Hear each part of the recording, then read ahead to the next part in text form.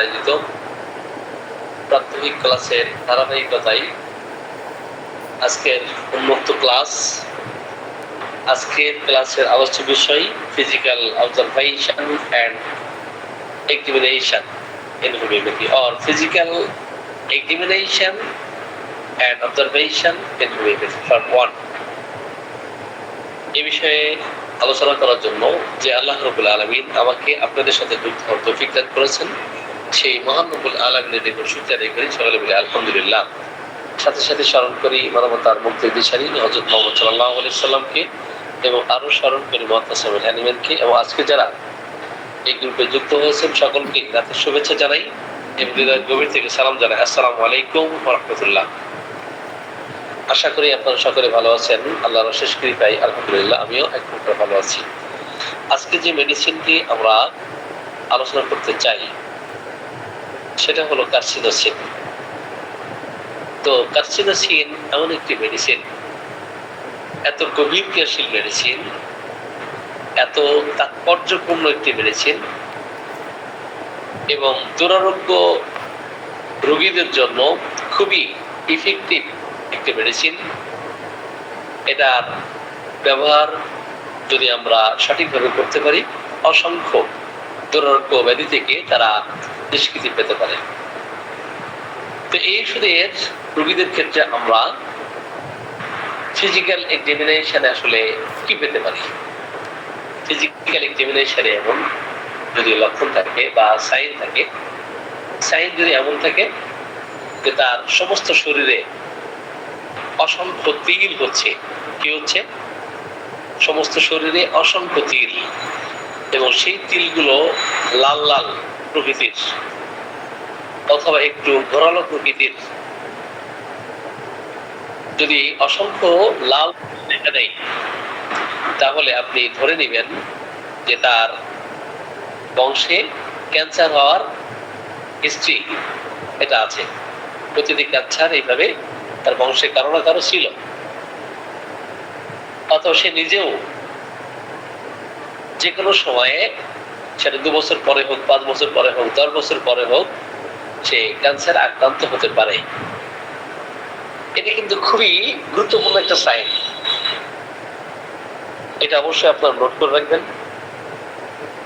আমরা যদি কোনো পেশেন্টের ফিজিক্যাল এক্সামিনেশন এমন দেখি অসংখ্য লাল তিল আছে তার শরীরে, এবং সেই সাথে বংশানুক্রমিক হিস্ট্রিতে আমরা যদি জানতে পারি ক্যান্সার আছে, অথবা এই রোগীর ছোটবেলার যে ইতিহাস, তাকে অনেক বেশি মেন্টালি ফিজিক্যালি টর্চার করা হয়েছে, তাকে কড়া শাসন করা হয়েছে, একটা পর্যায়ে দেখবেন তার এই ধরনের সাইন দেখতে পাবেন। তো এই ধরনের সাইন পাইলে অবশ্যই আপনারা একবার কার্সিনোসিনের কথা আপনারা চিন্তা করবেন। কার্সিনোসিনের রোগী দেখেন, এরা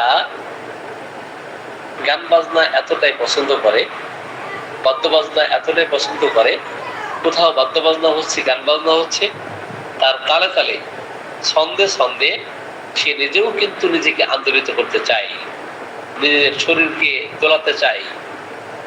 ড্যান্সিং ডিজায়ার তার মধ্যে আমরা দেখি। এই ধরনের লক্ষণ পাইলে অবশ্যই আমরা কার্সিনোসিনকে চিন্তা করব। তাহলে আমরা এই ধরনের ফিজিক্যাল এক্সামিনেশন এন্ড অবজারভেশনে যদি এমন পাই তাহলে অবশ্যই একবার কার্সিনোসিনকে আমরা চিন্তা করব। অথবা আপনি হিস্ট্রিতে যদি এমন পান যে তাকে রেপ করার জন্য কয়েকজন পুরুষ তাকে আক্রমণ করছে এবং সেক্সুয়ালি তাকে টর্চার করা হয়েছে, সেক্সুয়ালি সে অ্যাবিউজড হয়েছে, নির্যাতিত হয়েছে, এখান থেকে তার আতঙ্ক, এখান থেকে তার ভয়, সে কোনো রকম আর সুস্থ হতে পারে নাই, এমন অবস্থায়ও আপনি একবার কার্সিনোসিনকে চিন্তা করতে পারেন। আবার যে সমস্ত মানুষকে দেখবেন যে তার সন্তান বাহিরে গেলে, তার স্ত্রী বাহিরে গেলে, অথবা বাবা মা বাহিরে গেলে একটা দুশ্চিন্তা, একটা উৎকণ্ঠা, একটা উদ্বিগ্নতা তাদের মধ্যে সৃষ্টি হয়, এবং এতে করে সে অসুস্থ হয়ে যায়, একটা অ্যান্টিসিপেশন তার মধ্যে দেখা দেয়। সেই ক্ষেত্রে আপনি অবশ্যই একবার কার্সিনোসিনের কথা আপনি ভাবতে পারেন। তাহলে সন্তানদেরকে যদি কড়া শাসন করা হয়, তাকে শাস্তি দেওয়া হয়, তাকে বকাঝকা করা হয়, তাকে তিরস্কার করা হয়, একটা পর্যায়ে সে যখন পাগল হতে যাচ্ছে, সেই ক্ষেত্রে আপনি কার্সিনোসিনকে চিন্তা করতে পারেন। ফ্যামিলি হিস্ট্রিতে যদি পাগল থাকে, আপনি একবার কার্সিনোসিনকে চিন্তা করতে পারেন। ফ্যামিলি হিস্ট্রিতে যে কেউ উন্মাদ রোগী থাকলে, পাগল রোগী থাকলে, আপনি একবার কার্সিনোসিনকে চিন্তা করবেন।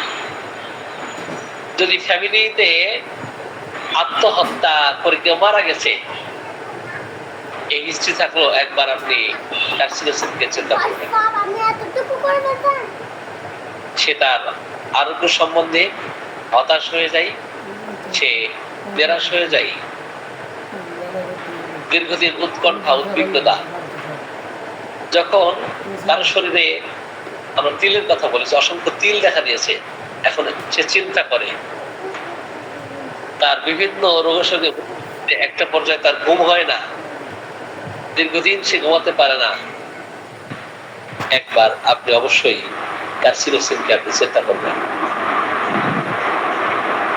কার্সিনোসিন অনেক গভীর ক্রিয়াশীল মেডিসিন। এই মেডিসিন প্রয়োগ করার আগে আপনাকে অবশ্যই কয়েকবার ভাবতে হবে, কয়েকবার পর্যবেক্ষণ করতে হবে, তাহলেই আপনি কার্সিনোসিন অ্যাপ্লাই করে চমৎকার সুফল পাবেন। আমরা অনেক সময় নিয়ার রিলেটিভস এর মধ্যে ফ্যামিলি অ্যানালিসিসে যদি আমরা দেখি, তার নিয়ার রিলেটিভসে ক্যান্সারের হিস্ট্রি, অথবা যক্ষার হিস্ট্রি, অথবা সিফিলিসের হিস্ট্রি, অথবা বংশে ক্রনিক অ্যানিমিয়াতে সাফার করতেছে, অথবা বংশে ডায়াবেটিসে সাফার করতেছে কেউ, অথবা ফ্যামিলি হিস্ট্রিতে যদি পান পেপটিক আলসারের হিস্ট্রি অথবা লিউকেমিয়া, তাহলে আপনি অবশ্যই একবার কার্সিনোসিনকে চিন্তা করবেন। পার্সোনাল অ্যানালিসিসে কি পাবেন, পার্সোনাল হিস্ট্রিতে কি পাবেন কার্সিনোসিনের রোগীদের ক্ষেত্রে? যদি কখনো হুমিং কাশির হিস্ট্রি থাকে, অথবা নিউমোনিয়ার হিস্ট্রি থাকে, অথবা বারবার জ্বর আসার প্রবণতা দেখা দেয়, কোন ছোট ছোট বাচ্চাদের ক্ষেত্রে রিল্যাক্সিং ফিভার যদি দেখা দেয়, রিকারেন্ট অফ ফিভার, বারবার জ্বর ঘুরে ফিরে দেখা দিচ্ছে, আপনি সকল ওষুধ দিয়ে ব্যর্থ হচ্ছেন, এমন অবস্থায় একবার কার্সিনোসিনকে অবশ্যই চিন্তা করবেন। সম্মানিত চিকিৎসকবৃন্দ, কার্সিনোসিনের যে চিত্র আমি অঙ্কন করেছি, এই চিত্র কারো ক্ষেত্রে আপনি পাইলে অবশ্যই একবার কার্সিনোসিনকে ভাববেন, কার্সিনোসিন অ্যাপ্লাই করবেন, খুব চমৎকার ফলাফল পাওয়া যাবে। আমি কিডনি স্টোনের একজন পেশেন্ট দেখেছি, ফ্যামিলিতে ক্যান্সারের হিস্ট্রি এবং তার কিডনি স্টোন, এবং তার মনের মধ্যে একটা ফেয়ার কাজ করতো, ভয় কাজ করতো, সেও ক্যান্সার আক্রান্ত হতে পারে। আমি কার্সিনোসিন অ্যাপ্লাই করেছি, খুব চমৎকার ফলাফল পেয়েছি এবং কিডনি স্টোন রিমুভ হয়েছে। আমি কার্সিনোসিনের আরেকটা হিস্ট্রি বলেছিলাম যে এই ধরনের রোগী আমার প্র্যাকটিস টাইপে অনলি একটাই দেখেছি, আর দ্বিতীয় এই ধরনের কোনো আর পেশেন্ট পাই নাই। সেই রোগীর হিস্ট্রিটা একটু শেয়ার করতে চাই। এই মেয়েটার বয়স 11 থেকে 12 বছর বয়স। তো তার একটা বদ অভ্যাস ছিল। সে বদ অভ্যাসটা কি, ব্যাড হ্যাবিটটা কি, গালের মধ্যে, মুখের জিহ্বার উপরে সবসময়ের জন্য কিছু ভাত রাখা চাই, সবসময়ের জন্য ভাত দিয়ে সে চুষতে থাকে। যখন ভাত চুষতে চুষতে এটা শেষ হয়ে যায়, তো আবার সে ভাত নাই যে করে রাখে। এমনকি ঘুমাতে যাওয়ার আগেও এই বদ অভ্যাস তার মধ্যে ছিল, যে ঘুমাতে যাওয়ার আগেও সে ভাত মুখের মধ্যে রাখে, চুষতে থাকে। এটা খুবই একটা বিরক্তিকর না? তো আমি এই ধরনের রোগী তো কখনো দেখি নাই। তো তাকে কি মেডিসিন দিব, কি মেডিসিন দিব, আমি এগুলো খুঁজে পাচ্ছি না, হিস্ট্রিতে পাচ্ছি না যে আসলে কি হিস্ট্রি নিয়ে তাকে কি ওষুধ দিব, আসলে সমস্যা কি তার। যখন আমি তার ফ্যামিলি হিস্ট্রি নেওয়া শুরু করলাম এবং তার পার্সোনাল হিস্ট্রি নেওয়া শুরু করলাম, তখন জানতে পারলাম যে সে গান বাজনা পছন্দ করে এবং গান বাজনা কোথাও বাজলে সে তালে তালে ছন্দে ছন্দে নিজেকে আন্দোলিত করে, নিজে ওই তালে তালে নাচতে চায় বা নাচে। তখন আমি তার মাকে জিজ্ঞেস করলাম যে আচ্ছা আপনি বলেন তো, ও যখন আপনার গর্ভে ছিল তখন আপনি বেশি বেশি কি করতেন, কোন কাজগুলো করতেন, বা কোন ধরনের ব্যাড হ্যাবিট ছিল কিনা। বললো ও যখন গর্ভে ছিল তখন আমি বেশি বেশি গান শুনতাম, বেশি বেশি সিরিয়াল দেখতাম, টিভি দেখতাম। আমার ছেলেও একজন সঙ্গীত শিল্পী, তো এগুলো আমার পছন্দ। আমি বললাম এই জন্য আপনার মেয়ে আছে। তো দেখবেন কোন মা যখন গর্ভে সন্তান ধারণ করেছে, প্রেগনেন্সি অবস্থায়, কোন মা বাদ্য বাজনা গান বাজনা বেশি বেশি শুনলে তার সন্তান ওই পৃথিবীতে এসে ওই তালে তালে ছন্দে ছন্দে সে নাচতে থাকবে। আল্লাহ রাসূলের হাদিস, যেটা আমরা এদিকে ব্যাখ্যা বিশ্লেষণ করবো না, যে গর্ভবতী নারীদেরকে তো তাদের বেশি বেশি ইবাদত বন্দেগী করতে হয়, বেশি বেশি কোরআন হাদিস পড়তে হয়। এখন ইবাদত বন্দেগী না করে, কোরআন হাদিস না পড়ে যদি সে সিরিয়াল দেখতে থাকে, সিনেমা দেখতে থাকে এবং নাটক দেখতে থাকে, গান বাজনা শুনতে থাকে, বাদ্য বাজনা শুনতে থাকে, তার এই গর্ভের সন্তান দেখবেন সেও আন্দোলিত হতে থাকে। গর্ভের যে ভ্রূণটা আছে, এই ভ্রূণ নড়াচড়া করে, তুলতে থাকে, সেও আনন্দিত হতে থাকে। তাহলে এই অবস্থায় বেশি বেশি ইবাদত বন্দেগী করতে হবে, তাই না? এই ক্ষেত্রে অবশ্যই সতর্কতা অবলম্বন করতে হয়। গর্ভকালীন সময়ে, প্রেগন্যান্সি চলাকালীন সময়ে যদি মা বিমর্ষ বিষণ্ণ থাকে, যদি মেন্টালি ফিজিক্যালি স্বামী কর্তৃক, শ্বশুর শাশুড়ি কর্তৃক, দেবর কর্তৃক, ননদ কর্তৃক অত্যাচারিত, নির্যাতিত, নিষ্কাশিত হতে থাকে, পৃথিবীতে এই সন্তান দেখবেন মেন্টালি ফিজিক্যালি সে ডিসঅর্ডার হচ্ছে, হাইপার অ্যাক্টিভিটি দেখা দিচ্ছে তার, অথবা বিভিন্ন ধরনের সমস্যা, মানসিক সমস্যা তার দেখা দিচ্ছে। যথাসময়ে কথা বলতে শিখতে পারতেছে না, যথাসময়ে কথা হাঁটা শিখতে পারতেছে না, যথাসময়ে তার শারীরিক মানসিক বিকাশ এর অভাব দেখা দিচ্ছে। এমত অবস্থায় আপনাদেরকে যে সমস্ত মেডিসিনের কথা চিন্তা করতে হবে, যে যদি মা সাইলেন্ট গ্রিফ তার দেখা দেয়, এলিমেন্টস ফ্রম সাইলেন্ট গ্রিফ, তীব্র মনোকষ্ট, দুঃখ থেকে অসুস্থতা, একটা সন্তানের উপর প্রভাব পড়ে। আমি গত কমিউনিটি অনুশীলন ক্লাসে গিয়েছি, তো শহীদুল্লাহ স্যার উনি আমাকে ডাকলেন যে ডাক্তার নাসির তুমি এদিকে আসো। তো স্যার অলরেডি দুজন তো না, তিনজন পেশেন্ট স্যারের চেম্বারে আছে। তো আমি স্যারের চেম্বারে ঢুকলাম, বললাম ঠিক আছে তুমি একটু হিস্ট্রি নাও। আমি হিস্ট্রি নিয়ে বললাম যে স্যার, তো যে মেয়ে আপনার সামনে আছে, এই মেয়ের সন্তান কেন আসলে কথা বলে না? আমরা অনেকেই জানি যে কথা বলতে দেরি হচ্ছে, হাঁটা শিখতে দেরি হচ্ছে, তার মেন্টাল ফিজিক্যাল ডেভেলপমেন্ট তার স্লো দেখা দিচ্ছে, ডিলেইড ডেভেলপমেন্ট হচ্ছে। তো এই ক্ষেত্রে অনেকগুলো মেডিসিন আছে। তো আমি বললাম যে নিশ্চয়ই এই মেয়েটার, অর্থাৎ এই ভদ্র মহিলা মানসিক কোনো কষ্ট ছিল, দুঃখ ছিল। তো ওনার হাজবেন্ড পাশে বসা আছে, আমি স্ত্রী যখন নিলাম, আমি বললাম আপনি বিয়ে করেছেন কত বছর আগে এবং আপনার স্ত্রীর সাথে কেমন সম্পর্ক ছিল এবং বিয়ের পরে আপনি কোথায় ছিলেন? তো উনি বললেন যে বিয়ের 4 মাস পরে আমি বিদেশ চলে গেছি, এর মধ্যেই 4 মাসের মধ্যে আমার স্ত্রী প্রেগনেন্ট হয়েছে।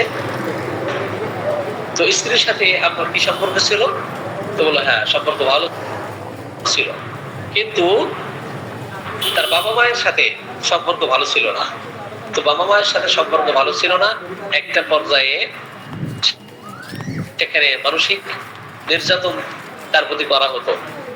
এখন এই সন্তান, এর বয়স 6 বছর, কিন্তু সে কথা বলতে পারে না। সে বুঝে যে এটা মোবাইল, এটা কলম, তার সামনে যেটা দেওয়া হচ্ছে সে বুঝতে পারে, কিন্তু সে কথা বলতে পারতেছে না। বাবা মা শব্দ ছাড়া, দাদা দাদি ছাড়া আর অন্য কোনো কিছু সে বলতে পারতেছে না। তাহলে দেখেন এই যে মানসিক টর্চারের ফলে সন্তান কিন্তু বিকলাঙ্গ হতে পারে, সন্তান মানসিক এবং শারীরিক বিভিন্ন ধরনের সমস্যায় সে ভুগতে পারে। আমরা কার্সিনোসিন নিয়ে কথা বলতেছিলাম।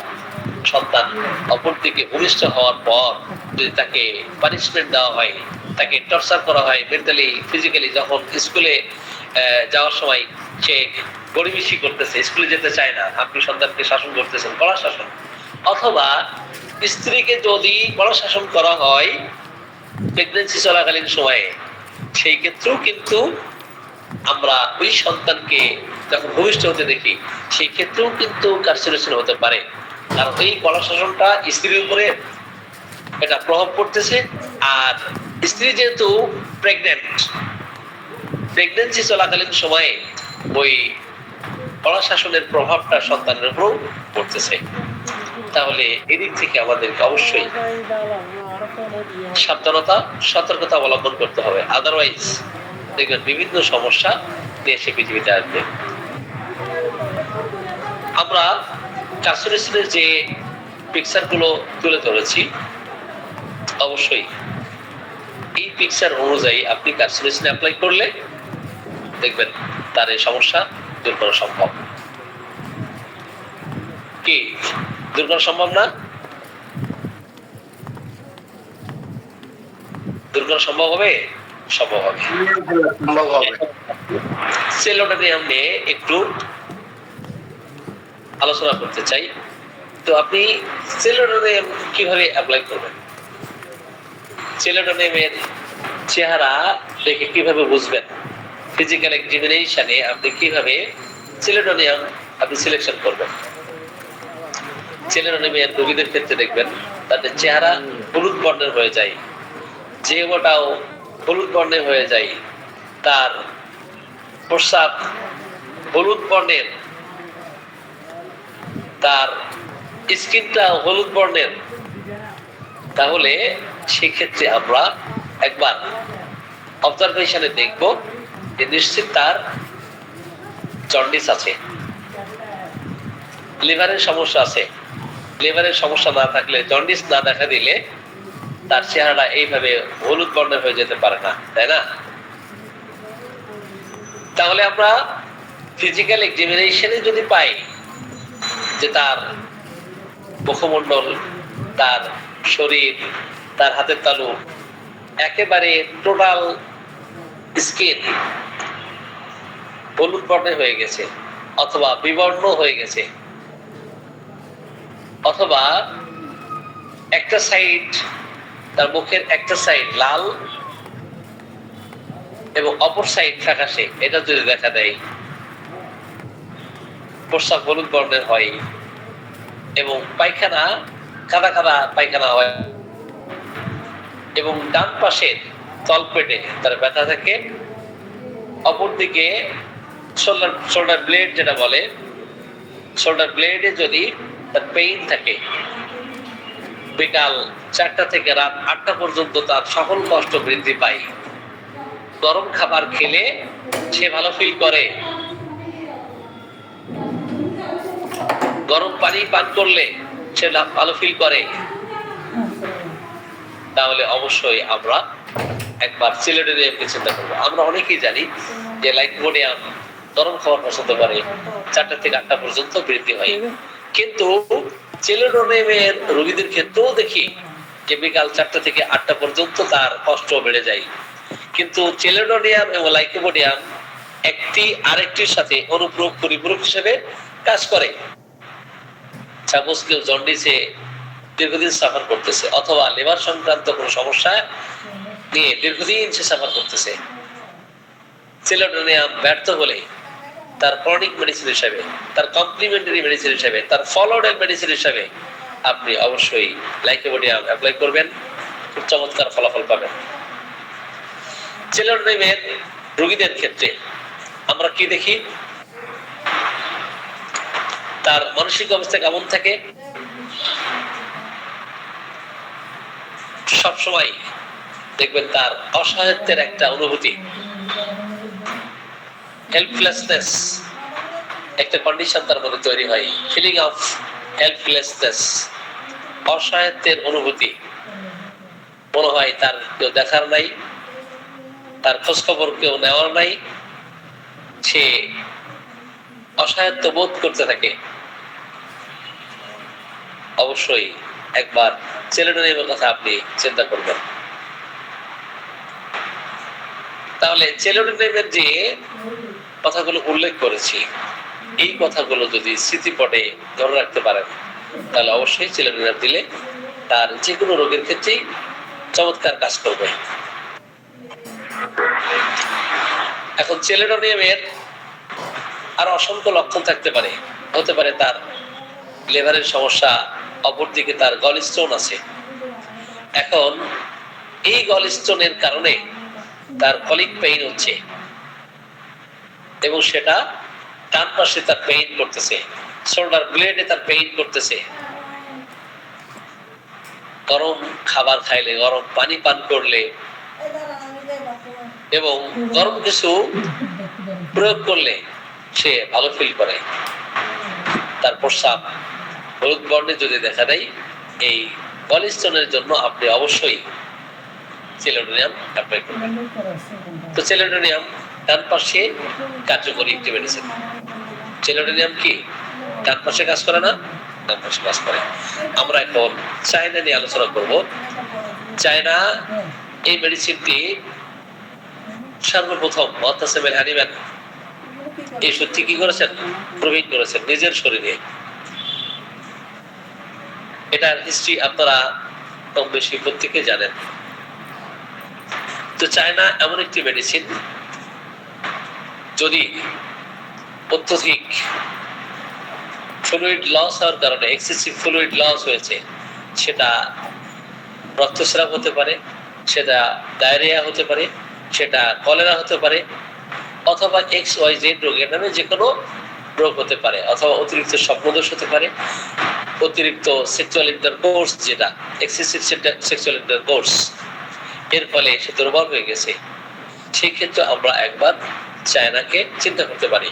কারণ অনেক রোগীকে পাবেন, যুবকদেরকে পাবেন যে ম্যাস্টারবেশন করতে করতে একদম দেহটা জীর্ণ শীর্ণ হয়ে গেছে, ক্ষীণ প্রকৃতির হয়ে গেছে, মুখমণ্ডল ফ্যাকাশে হয়ে গেছে, তার চেহারাটাই ফ্যাকাশে হয়ে গেছে। এই ক্ষেত্রে চায়নার কথা ভাবতে পারি। সেই সাথে তার হজমের গোলযোগ, হজমের ত্রুটি,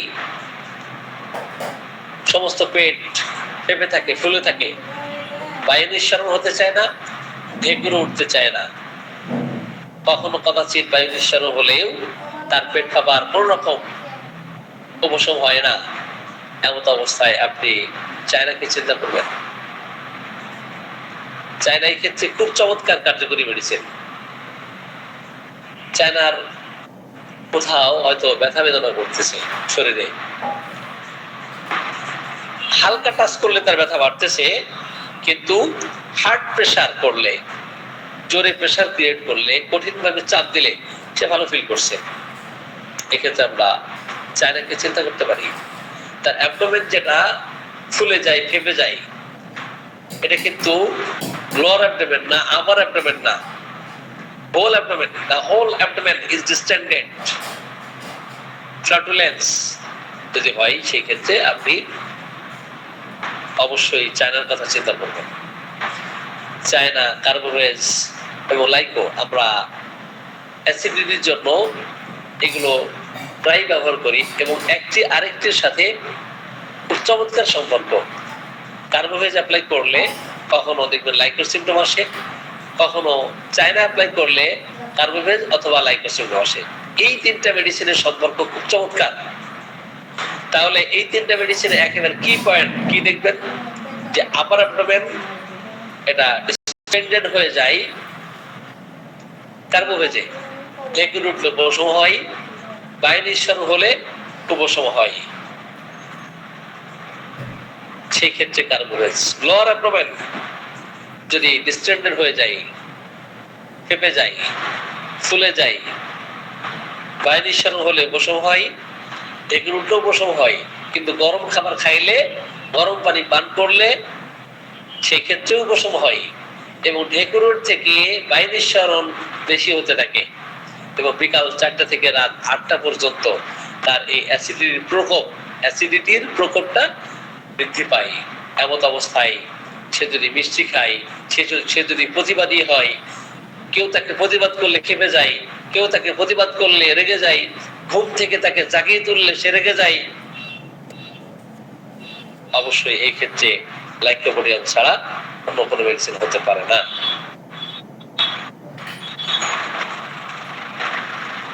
আর চায়নার কথা তো বলেছি, সমস্ত পেট ফেপে যায়, ফুলে যায়, ঢেকুর উঠতে চায় না, বায়ু নিঃসরণ হতে চায় না, এমনকি স্টুল ত্যাগ করলেও তার পেট ফাঁপা কমতি হয় না, উপশম হয় না। এই ক্ষেত্রে অবশ্যই আপনি চায়নার কথা চিন্তা করবেন। তার পার্সোনাল অ্যানামনেসিসে আমি আগেই বলেছি, হতে পারে সেটা ডায়রিয়া, হতে পারে সেটা মেট্রোরেজিয়া, অথবা স্তন্য পান করানোর ফলে, ল্যাকটেশন, ব্রেস্ট ফিডিং করানোর ফলে, অত্যধিক সন্তান জন্মদানের ফলে এখন ক্লান্ত শ্রান্ত হয়ে গেছে, শরীর দুর্বল হয়ে গেছে, সুষম খাবার পায় না, অত্যধিক সন্তান জন্মদান, অপরদিকে মিসক্যারেজ হয়ে যাওয়া, অ্যাবর্শন হয়ে যাওয়া, অথবা স্তন্য দান করানোর ফলে একটা পর্যায়ে শরীর ক্ষীণ হয়ে গেছে, জীর্ণ শীর্ণ হয়ে গেছে, সেই ক্ষেত্রে অবশ্যই চায়নার কথা চিন্তা করবেন। এবং চায়নার রোগ লক্ষণ নির্দিষ্ট সময় অন্তর এটা দেখা দেয়, নির্দিষ্ট সময়ে দেখবেন প্রতিদিন একই সময় দেখা দিচ্ছে, অথবা 1 ঘন্টা এগিয়ে আসতেছে অথবা পিছিয়ে আসতেছে। ম্যালেরিয়াতে আক্রান্ত হয়ে এর কুফল জনিত কারণে সেই ক্ষেত্রে চায়না হতে পারে দীর্ঘদিন পর্যন্ত অ্যান্টি ম্যালেরিয়াল যে সমস্ত মেডিসিন আছে, এগুলো দীর্ঘদিন পর্যন্ত সে সেবন করলে সেক্ষেত্রে চায়নার ক্ষেত্রেও তৈরি হতে পারে। কুইনাইনে জ্বর সারাই, কিন্তু আসলে কুইনাইনকে কে সারাই, তাই না? কুইনাইনের জ্বর সারালেও কুইনাইনকে কে সারাবে? কুইনাইনকে সারাতে হলে তার জীবনী শক্তি অ্যাক্টিভ থাকতে হবে, স্ট্রং থাকতে হবে, তাই না? এই সমস্ত লক্ষণ পাইলে আমরা চায়নাকে চিন্তা করব। চায়না ছাড়াও আরো অনেক মেডিসিন পাবেন। বিশেষ করে যদি আমরা সিমিসিবুগার কথা বলি, যে সিমিসিবুগার কি লক্ষণ পাইলে আপনি সিমিসিবুগার অ্যাপ্লাই করবেন। যে সমস্ত মহিলাদের ক্ষেত্রে আমরা দেখি যে পেইনফুল মেনস্ট্রুয়েশনে সাফার করতেছেন, এত বেশি পেইনফুল মেনস্ট্রুয়েশন, ডিসমেনোরিয়া, যে এটা সহ্য করতে পারে না, কিন্তু অদ্ভুত লক্ষণ পাবেন ক্লিনিক্যাল অবজারভেশনে। সেটা কি পাবেন? যত স্রাব তত বৃদ্ধি, যত স্রাব তত বৃদ্ধি। জেনারেলি স্রাব বেশি পরিমাণে হলে মাসিক সংক্রান্ত সমস্যা দূর হয়ে যাওয়ার কথা, পেইন চলে যাওয়ার কথা, তার ব্যথা বেদনা, তার কষ্ট, তার যন্ত্রণা, এগুলো চলে যাওয়ার কথা। কিন্তু ব্যথা বেদনা কম না হয়ে বরং যত বেশি পরিমাণে স্রাব হয় তত বেশি তার কষ্ট বেশি দেখা দেয়। More the flow, more the pain. More the flow, the greater the pain. এক্ষেত্রে অবশ্যই আপনি সিনিয়র সিটিজেনের কথা চিন্তা করবেন, যারা দীর্ঘদিন ইনফার্টিলিটিতে সাফার করতেছেন, স্টেরিলিটিতে সাফার করতেছেন। আমি আমার প্র্যাকটিস লাইফে এই পর্যন্ত 110 জনের মতো ইনফার্টিলিটির পেশেন্ট দেখেছি। বর্তমানে হাতেও আছে প্রায় 5-7 জন মতো, প্রায় 90-এর কাছাকাছি আলহামদুলিল্লাহ পজিটিভ। তো সিমিসিমিকা দিয়ে আমি বেশ কয়েকজন পেশেন্টকে দেখেছি যে তারা কনসেপ্ট করেছে। তো সিমিসিমিকার যদি কয়েকটা লক্ষণ, 3-4টা লক্ষণ আপনি পান যে মাসিক চলাকালীন সময়ে তার ব্যথা বেদনা দেখা দেয় কিনা, এবং যত স্রাব বেশি হবে তত বেশি তার পেইনটা দেখা দিবে, এই ক্ষেত্রে আপনি অবশ্যই সিমিসিমিকার কথা চিন্তা করবেন। এটা কিন্তু অদ্ভুত লক্ষণ। অপরদিকে তার একটা হ্যালুসিনেশন, একটা ইলিউশন, একটা ডিলিউশন, একটা ইমাজিনেশন যদি এমন থাকে যে তার আশপাশ দিয়ে একটা ইঁদুর চলে গেল, অথবা একটা কোনো প্রাণী চলে গেল, সে খাটে শয়ন করে আছে, খাটের নিচ দিয়ে, টেবিলের নিচ দিয়ে যেন একটা ইঁদুর চলে গেল, এই ধরনের অলিক কল্পনা, একটা ভ্রান্ত ধারণা, একটা ভ্রান্ত বিশ্বাস যদি তার মনের মধ্যে দেখা দেয়, আপনি অবশ্যই এক্ষেত্রে সিনিসিমিকার কথা আপনি চিন্তা করবেন। এবং সে মনে করে যে মনে হয় আমি পাগল হয়ে যাব, বড় কিছু ঘটে যাবে, এই ধরনের ভয় তার মধ্যে কাজ করতে থাকে। যখন সে বাত সংক্রান্ত সমস্যায় সাফার করে, দেখেন বাত ব্যথা, অপরদিকে ইনফার্টিলিটি, বাতের সমস্যায় প্রচুর পরিমাণে সে কথাবার্তা বলে, প্রচুর পরিমাণে বকবক করতে থাকে, বাত ব্যথায় অস্থির হয়ে যায়, এবং ঋতুস্রাব সংক্রান্ত সমস্যা যত স্রাব তত ব্যথা। ইনফার্টিলিটিতে সে ভুগতেছে, আপনি কোনো কথা না বলে এই 3-4টা সিমটম নিয়ে সিমিসিমিকা দিতে পারেন। আপনার 14 পৃষ্ঠা হিস্ট্রি নেওয়ার কোনো প্রয়োজন হবে না, তাই না? তাহলে সহগামী লক্ষণ হিসাবে, সহচর লক্ষণ হিসাবে, এটা কিন্তু সহচর লক্ষণ, সহগামী লক্ষণ, সেটা কোনটা? এই কনকমিটেন্ট সিমটমের কিন্তু অনেক মূল্য আছে।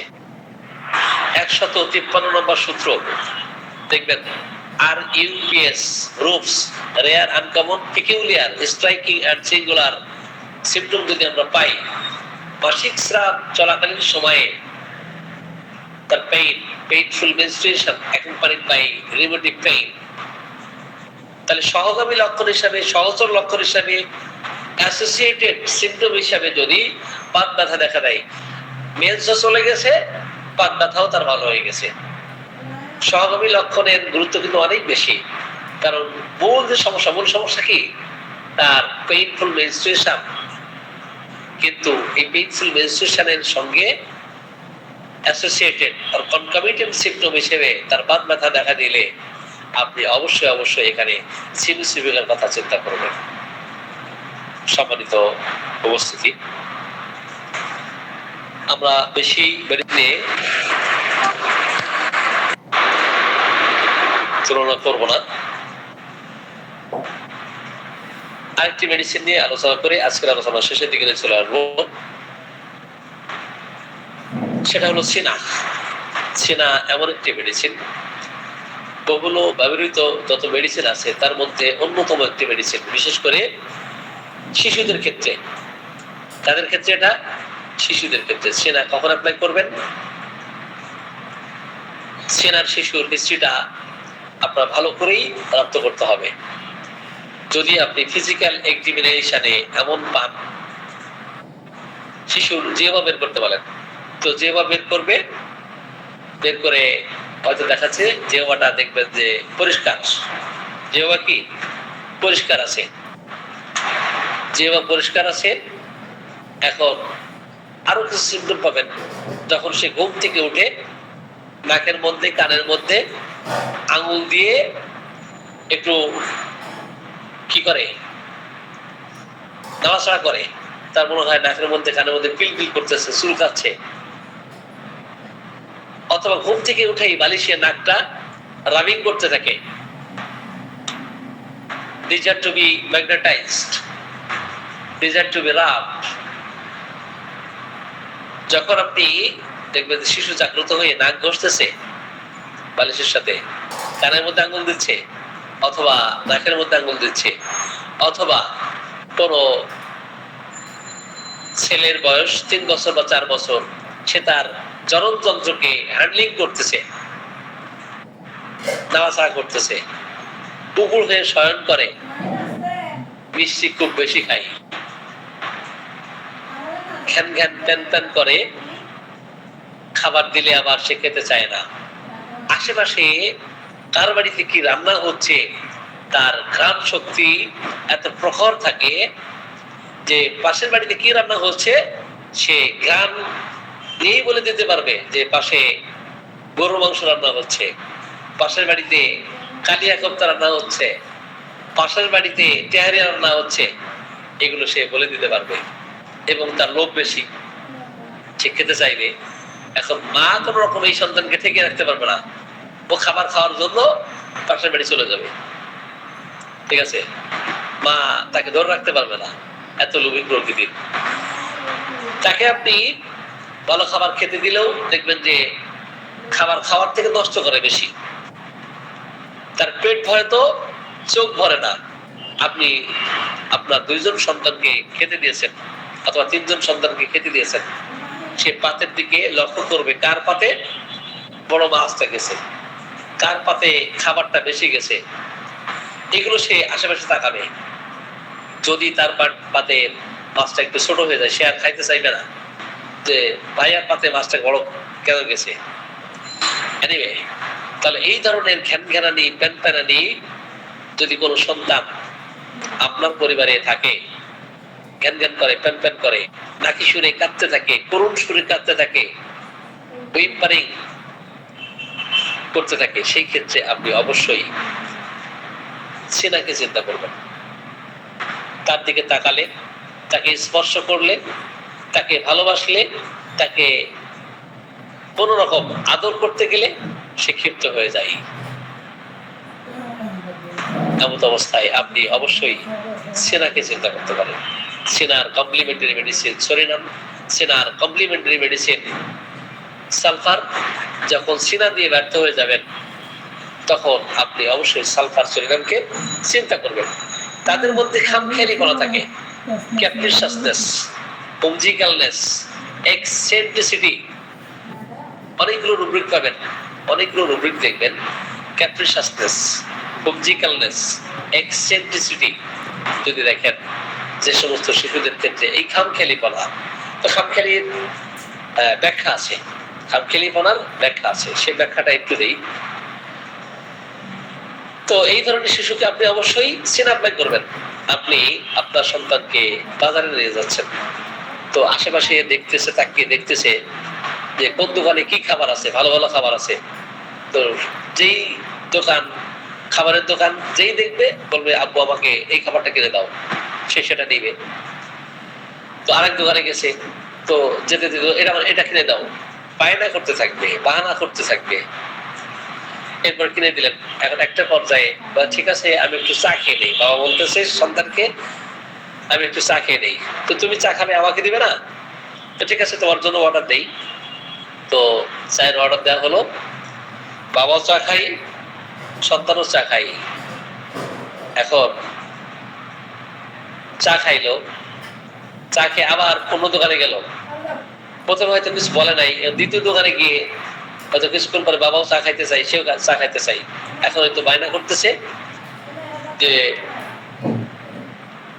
আমাকে কি করো, আমার চিনি হাতে দাও, আমি চিনি চেটে চেটে খাবো, চিনি এই চায়ের মধ্যে দিয়েছে, এই চা আমি খাবো না, তো তাহলে নতুন চিনি নেই, না নতুন চিনি আমি নেব না।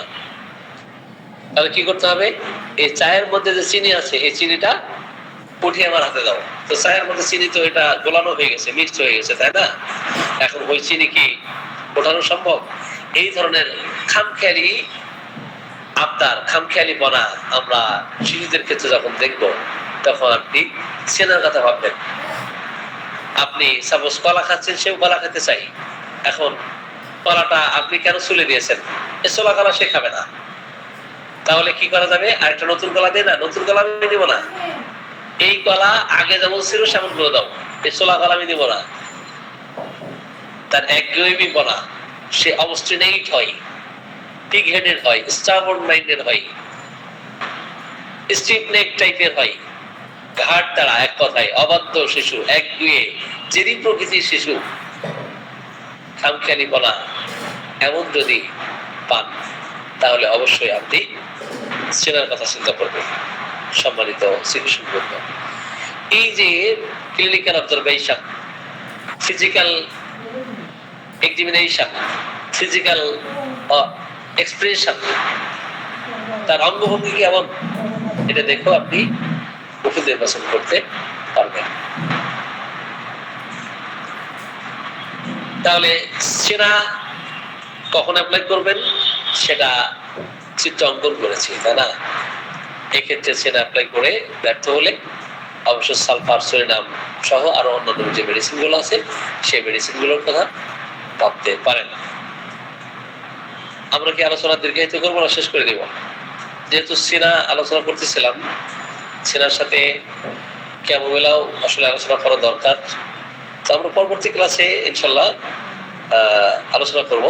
তো আজকের মতো আমি সংক্ষিপ্ত পরিসরে আলোচনা এখানে শেষ করছি। ওয়া আলাইনা ইল্লাল বালাগ। আসসালামু আলাইকুম ওয়া রাহমাতুল্লাহ। সকলে ভালো থাকুন ও সুস্থ থাকুন। আপনাদের কারো কোনো প্রশ্ন থাকলে প্রশ্ন করতে পারেন। আসসালামু আলাইকুম স্যার। ওয়ালাইকুম আসসালাম। স্যার ক্লাসটা কি স্যার একটু মানে আগায় দেওয়া যায় কিনা স্যার? ওই 10:30 11টা বেজে গেলে তো একটু দেরি হয়, লেগে ক্লাস অনেকগুলো করতে পারি না। রেকর্ড আছে, আপনারা রেকর্ড দেখবেন, শুনবেন। হ্যাঁ স্যার, রেকর্ডটা কিভাবে পাবো স্যার? রেকর্ড তো ওই যে অনেকেই করে, এখানে ওই যে আয়েশা রাখি উনি করেন, উনি অনুশীলনের যে নাই ভাই আসেন নাই মনে হয় আজকে, উনি রেকর্ড করেন। ঠিক আছে, কারো কোনো কোশ্চেন থাকলে কোশ্চেন করতে পারেন। স্যার রেকর্ডটা কি স্যার গ্রুপে দেওয়া যায় স্যার? স্যার ভালো হবে স্যার। রেকর্ড তো গ্রুপে দেয় তো অনেকেই। জি, কোশ্চেন থাকলে কোশ্চেন। আসসালামু আলাইকুম স্যার, আমার একটা কোশ্চেন আছে স্যার। স্যার সিনার রোগীর প্রস্রাবটা কিছুটা ঘোলা সাদা দুধের মতো স্যার বলা হয়েছে। জি, মিল্কি ইউরিন। মিল্কি ইউরিন এটা স্যার আরো কয়েকটা মেডিসিনে আছে, সেটা সালফার, লাইকো, এপিস।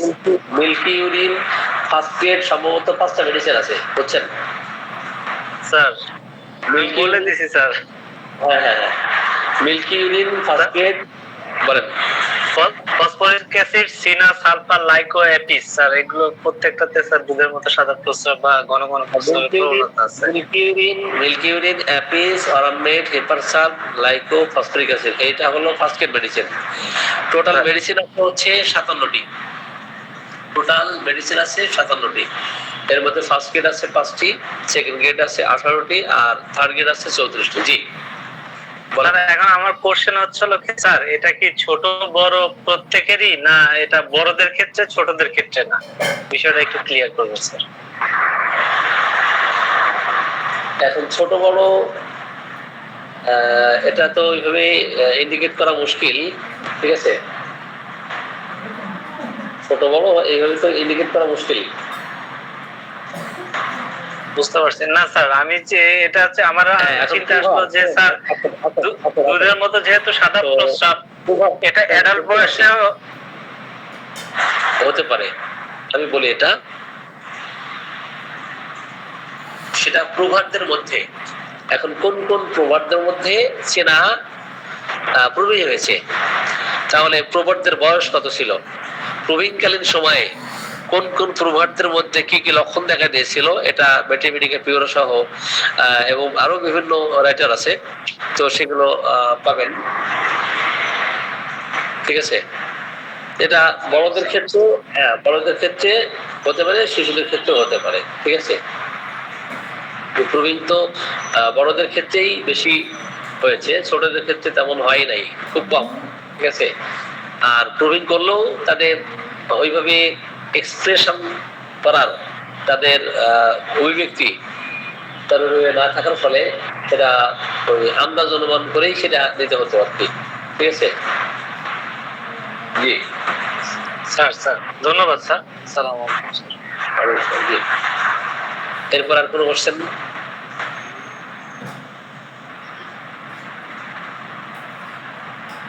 আর কোনো কোশ্চেন? স্যার আর কোনো কোশ্চেন মেবি নেই স্যার, কে করবেন স্যার? জি স্যার, অসংখ্য ধন্যবাদ স্যার। কোশ্চেন করার অভ্যাস তৈরি করতে হবে, কোশ্চেন করার ক্যাপাবিলিটি থাকতে হবে। কোশ্চেন করলে স্কিল বাড়ে, এটা জানেন? স্যার আমি তো প্রতিদিনই চেষ্টা করি যে একটা কোশ্চেন করতে, আরো কোশ্চেন থাকে স্যার প্রত্যেকটা মেডিসিনের ব্যাপারে। আমি এতগুলো কোশ্চেন করলে সবাই করবে স্যার, এই জন্য আমি একটা দুটো বেশি করি না স্যার। আসসালামু আলাইকুম স্যার। ওয়ালাইকুম আসসালাম, জি। প্রশ্ন হলো স্যার যে মানে এমন কোনো মানে লক্ষণ আছে কিনা যে ওই লক্ষণটা ছাড়া এই মেডিসিনটা কখনোই হবে না, মানে মেডিসিনের এরকম লক্ষণ কি স্যার কোনো আছে? হ্যাঁ অবশ্যই, যে এই লক্ষণ এই মেডিসিনের মধ্যে আছে, এই লক্ষণ এই মেডিসিনের মধ্যে আছে, যেমন আমরা সিনার কথা বলতেছিলাম, তাই না? জি স্যার, আমি বুঝাইতে চাচ্ছি যে স্যার এই লক্ষণটা না হলে মেডিসিন সিলেকশনই করা যাবে না, মানে এইরকম। শোনেন, আপনি লক্ষণের কথা চিন্তা করতেছেন কেন? আপনি চিন্তা করবেন রোগীর মধ্যে কি লক্ষণ আছে। এখন ওষুধের লক্ষণের সাথে তার রোগ লক্ষণে কি সিমিলারিটি আছে, ওষুধ লক্ষণের সাথে রোগ লক্ষণে, রোগীর রোগ লক্ষণের কি সিমিলারিটি আছে সেটা আপনি অঙ্কন করবেন। সেটা একটা এক্সাম্পল দেই। সাপোজ আপনি কারো চেহারা অঙ্কন করতেছেন, এখন চেহারা করার ক্ষেত্রে আপনি তুলি নিয়েছেন, কালি নিয়েছেন, তো অঙ্কন করতেছেন, সেই ওই ধরনের মানুষের চেহারায় অঙ্কন করতে হবে। এটা ডিপেন্ড করবে যে আপনি কতটা এক্সপার্ট এটার উপরে। কারণ রোগী দেখার ক্ষেত্রে রোগ লক্ষণ নেওয়া এবং পিকচার অঙ্কন করতে পারা, এটা একটা হলো আর্ট। এখন এই আর্ট যার যত বেশি জানা আছে সে তত বেশি চমৎকার পিকচার অঙ্কন করতে পারে। এটা পিকচার অঙ্কন করার মতো, বুঝছেন? আপনি এমন একটা পিকচার অঙ্কন করবেন যে পিকচার ওই রোগ লক্ষণের সাথে রোগীর সাথে মিলে যায়। ওকে, এখন এই লক্ষণ ছাড়া আমি ওষুধ দিতে পারবো না। এখন একজন রোগীর মধ্যে সব লক্ষণ নাও থাকতে পারে এবং না থাকাটাই স্বাভাবিক, কারণ প্রবীণ কিন্তু একদিনে হয় নাই, একদিনে একটা মেডিসিন হয় না, একাধিক দিন এটা তাকে নিতে হয়েছে, নিতে নিতে একটা পর্যায়ে ও সকল প্রমাণদের রোগ লক্ষণ কিন্তু এট এ টাইমেই দেখা দেয় নাই। এক একজনার জীবনী শক্তি, এক একজনার বায়োলজিক ব্যাকগ্রাউন্ড এবং তার সেন্সিটিভিটি এটা বলে দেয় যে যারা ওভার সেন্সিটিভ তাদের ক্ষেত্রে খুব দ্রুত লক্ষণ প্রকাশ পায়। এখন তার ক্ষেত্রে একরকম লক্ষণ প্রকাশ পাবে, যারা শরীর তাদের ক্ষেত্রে একরকম, সাইকেটিক হলে একরকম, সিভিলিটি হলে আর একরকম। বিভিন্ন ধরনের বায়োলজিক যে বিষয়গুলো এটার উপরে ভিত্তি করেও ডিপেন্ড করেও কিন্তু ওই প্রবীণ কিন্তু লক্ষণাবলী প্রকাশ পায়। ঠিক আছে, এবং কম গভীর ক্রিয়াশীল মেডিসিন দ্রুত লক্ষণ প্রকাশ করে, গভীর ক্রিয়াশীল মেডিসিন ধীরে ধীরে লক্ষণ প্রকাশ করে, তাই না? তো এই ক্ষেত্রে আপনার পিকচার অঙ্কন করতে হবে রোগীর মধ্যে কি লক্ষণ আছে। আপনি একটা লক্ষণ দিলেন, সেটা মাথা থেকে দিলেন, তো এরপরে তার গুরু কেমন সেটা অঙ্কন করলেন, তার নাক কেমন সেটা অঙ্কন করলেন, এরপর দাঁত কেমন, তার ঠোঁট কেমন, তার সল কেমন অঙ্কন করলেন। করে এবার দেখা গেল না না এটা হলো, বললাম আমার ভাই পিকচার চলে এসছে, তো তখন আপনি সিমিলার হলো মেডিসিন দিয়ে দেন। বুঝলেন নাই? আজকে দেখেন একজন রোগী দেখেছি, এত জটিল তো এটা নেত্রকোনা আমাদের মহাসচিব স্যার এবং নেত্রকোনা আরেকজন ডাক্তার আলামিন স্যার, তো ওনার রেফারেন্সে ওনাদের দুজনের রেফারেন্সে গাজীপুর থেকে রোগী আসছেন আর কি। তো বাম পাশের চোখের ভিতরে ব্যাক পার্টে এবং সেখানে টিউমার দেখা দিয়েছে। তো এখন এক্সাজারেশন অথবা এক্সট্রা গ্রোথ বলি, টিউমার বলি, এগুলো সাইকোটিক। তো প্রথমেই আপনি বায়োমেট্রিক ব্যাকগ্রাউন্ডটা নিলেন, আপনি দেখলেন যে এটা সাইকোটিক ব্যাকগ্রাউন্ড। এবং সাইকোটিক ব্যাকগ্রাউন্ড হওয়ার পিছনে কি কারণ থাকতে পারে? বংশগত কোনো কারণ থাকতে পারে, না নিজের সৃষ্ট কোনো কারণ থাকতে পারে, সে নিজে ক্রিয়েট করেছে, এমন কোনো কারণ আছে কিনা। তাই বললাম এই রোগ কত বছর? বললো আমার এই 6 মাস ধরে আমার এই রোগটা দেখা দিয়েছে, কিন্তু চোখে কম দেখা শুরু করেছি আরো 2-3 বছর আগে থেকে। আমি তখন বললাম যে আপনি ভ্যাকসিন কয়টা নিয়েছেন? বললাম আমি 2টা না 3টা ভ্যাকসিন নিয়েছি। আচ্ছা, এরপরে বললাম যে আপনার সন্তান কতগুলো? ওর সন্তান এতগুলো। ছোট সন্তানের বয়স কত? বলল 17 বছর। এখন আমি টিউমারের কথা চিন্তা না করে আমি চিন্তা করেছি ব্যক্তি মানুষটারে। হ্যাঁ, তো সর্বশেষ সন্তানের বয়স 17 বছর। এর মধ্যে বার্থ কন্ট্রোলিং কি মেথড অ্যাপ্লাই করছেন, কি নিয়েছেন, কন্ট্রাসেপটিভ কি অ্যাপ্লাই করছেন? তিনি বললেন আমি 3 মাস পর ভ্যাকসিন নেই। এখন ভ্যাকসিন না নিলে, এখন বয়স হচ্ছে ওনার কত, প্রায় 50-এর কাছাকাছি। ভ্যাকসিন না নিলেই মেন্সের যে স্রাব সেটা শুরু হয়ে যায়, এখনো চলতেছে। তাহলে এই যে এলিমেন্টস ফ্রম ভ্যাকসিনেশন, এখন করোনা ভাইরাসের ভ্যাকসিন দিয়েছে এটা তো সবার শেষে, কিন্তু উনি ভ্যাকসিন দিচ্ছে আরো 10-12 বছর আগে থেকে, তাই না? এরপরে তার শরীরে ব্যথা দেখা দিয়েছিল। এখন সেই এর মধ্যে এই 2 বছর বা 2.5 বছর আগে করোনার ভ্যাকসিন নেওয়ার কারণে তার হাতে এত ব্যথা, এই ব্যথা যায় না, একটা পর্যায়ে চিকিৎসা নিতে 1 বছর পরে ব্যথা চলে গেছে। ব্যথাও চলে গেছে, তার জটিল থেকে জটিলতর অবস্থাও সৃষ্টি হয়েছে। আমি বললাম আমার মেডিসিন খাইলে পূর্বের ব্যথা সব ফিরে আসবে। এখন ধৈর্য ধরে যদি আপনি চিকিৎসা নিতে পারেন তাহলে আপনি আশা করি ভালো দিকে যাবেন। তো অলরেডি এটা কার্সিনোমাতে পৌঁছে গেছে, মানে ক্যান্সারের দিকে টার্ন করছে। তো দেখা যাক ওষুধ দেওয়ার ফলে কি রেজাল্ট হয়, আমি এগুলো ফলাফল আমি জানাবো ইনশাল্লাহ। এখন আপনি টিউমার কেন্দ্রিক মেডিসিন চিন্তা করলে রোগীর ওষুধ সিলেকশন করা, ওয়েল সিলেকশন মেডিসিন দেওয়া, এটা কি সম্ভবত? তত না। রোগ সৃষ্টি হওয়ার পেছনে কারণ কি, সেই কারণগুলো আপনাকে উদ্ঘাটন করতে হবে। জি, নেক্সট কোন কোশ্চেন আছে? এই জন্য স্পেসিফিক ভাবে বলা যাবে না এটাই হচ্ছে the panacea, lycopodium is the panacea, তাই না, ফর সেক্সুয়াল ডিজিজ। স্যার এখানে আমার একটা কোশ্চেন আছে স্যার, সেটা হচ্ছে হলো যে আমরা অ্যাকিউট ডিজিজে স্যার উত্তেজক কারণটাকে প্রাধান্য দিব, কিন্তু ক্রনিক ডিজিজের ক্ষেত্রে স্যার আমরা ফ্যামিলি হিস্টোরি বা স্যার ধাতুগত যে চিকিৎসা আছে ওইটাকে প্রাধান্য মানে দিব বা দেই। কিন্তু এইখানে স্যার তাকে আমরা কেন উত্তেজক কারণটাকে বেশি প্রাধান্য দিলাম, যদি একটু স্যার বলে বলেন। এবার উত্তেজক পরিবেশক কারণ হলো একটা বিষয়, আর ফান্ডামেন্টাল অর্থাৎ মাসবেটিক কারণ হলো আলাদা বিষয়। কারণ এবার একটু ডিপে, এগুলো তো ডিপের আলোচনা, ঠিক আছে। সাপোজ বংশানুক্রমিক হিস্ট্রিতে এমন পেয়েছেন যে ক্যান্সারের ইতিহাস, ডায়াবেটিসের ইতিহাস, অথবা আরো জটিল রোগের ইতিহাস আছে, কিন্তু ওই বংশগত কোনো কারণে অসুস্থ সে হচ্ছে না, অসুস্থ হচ্ছে সে অন্য কোনো এক্সাইটিং কোনো ইনসিডেন্ট তার ছিল। সেটা কি?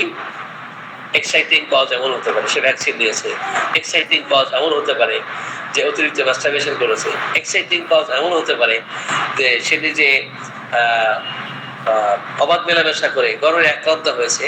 এটা এখন বংশে আছে জটিল জটিল রোগ, ওই জটিল রোগে তার মধ্যে আক্রমণ করার যে সাসেপ্টিবিলিটি, তার যে ডিসপোজিশন, এটা নাই। আছে তার নিজে ব্যক্তিকেন্দ্রিক রোগ সৃষ্টি করার পার্সোনাল যে হিস্ট্রি, এটা আছে। তাহলে এখন ফ্যামিলি হিস্ট্রিকে বেশি গুরুত্ব দিবেন না যে কারণে রোগ সৃষ্টি হচ্ছে সেই কারণে গুরুত্ব দিবেন, তাই না? এখন কোন লেয়ারটা আগে আছে সেটা আপনাকে চিনতে হবে।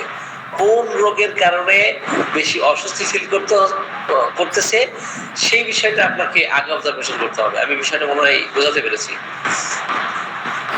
আরো ব্যাখ্যা আছে এটা দেওয়ার আসল বুঝতে পারছেন?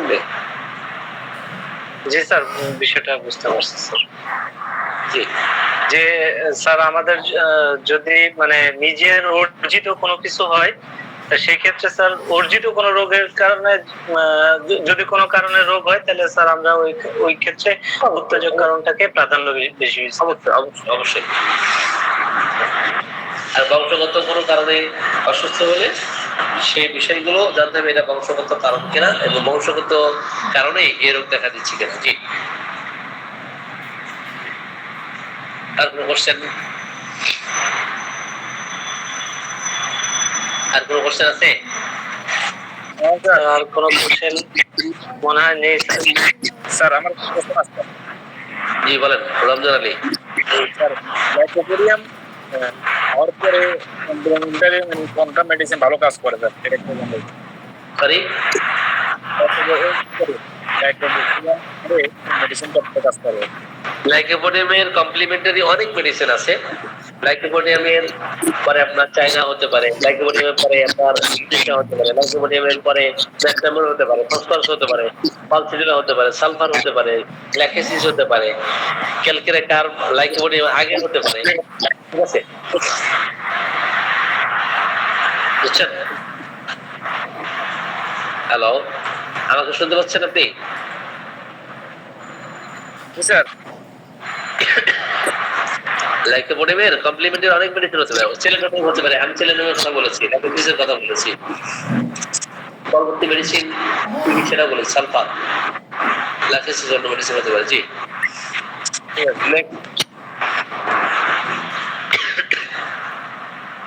আর কোনো কোশ্চেন? স্যার ওই যে থুজার পরে স্যার কি কি লাগে স্যার? সোজার সাথে মেডোনাম কমপ্লিমেন্টারি, সোজার সাথে মেডোনাম কমপ্লিমেন্টারি, সোজার সাথে রেক্টামসাল কমপ্লিমেন্টারি, সোজার সাথে আপনার আর্সেনিক কমপ্লিমেন্টারি। আর্সেনিক কম গভীরতাশীল, সোজা বেশি গভীরতাশীল।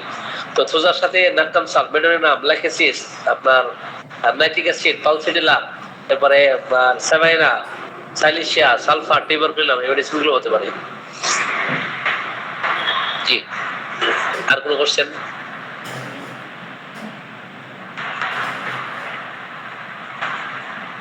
স্যার আর কোনো কোশ্চেন মনে হয় নেই স্যার। জি, তো আসসালামু আলাইকুম স্যার। জি বলেন। স্যার আর কেউ কিছু বলবে স্যার? কাউকে ডাক দিচ্ছিলেন স্যার? হ্যাঁ, সেখানে জমিদারকে পাই না, মাঝে মাঝে পাই, মাঝে মাঝে পাই না। জি ম্যাডাম, কি অবস্থা? আমাদের নাজিম ভাইকে মাঝে মাঝে পাই না, মাঝে পাই না। ঠিক আছে, কারো কোনো কোশ্চেন না থাকলে আমরা আপাতত আজকে মতো বেরিয়ে যাই নাকি? স্যার জি স্যার, স্যার অসংখ্য ধন্যবাদ স্যার। অনেক সুন্দর একটা ক্লাস হয়েছে আজকে স্যার, অনেক কিছু শিখতে পারছি স্যার। বিশেষ করে আমি চেলিডোনিয়ামটা স্যার ভুলবো না কোনো সময় স্যার। আজকে এত সুন্দরভাবে স্যার আপনি যেভাবে বলছেন, আরো অনেক লক্ষণ আছে। তারপরে স্যার এই কয়টা লক্ষণ মনে থাকবে ইনশাল্লাহ স্যার।